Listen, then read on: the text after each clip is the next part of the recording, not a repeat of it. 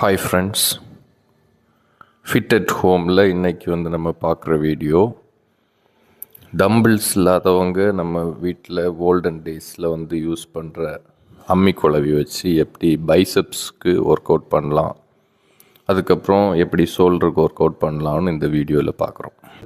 First biceps work out எப்படி பண்ணுறதுன்னு காமிக்கிறேன். நார்மலாக கேரி பண்ணுறது மாதிரி கேரி பண்ணணும்.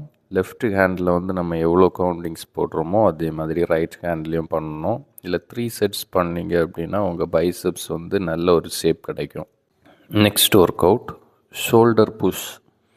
அந்த அம்மிக்குழவி எடுத்துகிட்டு மேல் நோக்கி அதை புஷ் பண்ணணும். இந்த மாதிரி புஷ் பண்ணும்போது உங்கள் ஷோல்டருக்கு ஒரு நல்ல எஃபெக்டிவான ஒர்க் அவுட் இது. லெஃப்ட் ஹேண்டில் பண்ணுறது மாதிரி ரைட் ஹேண்ட்லேயும் பண்ணணும்.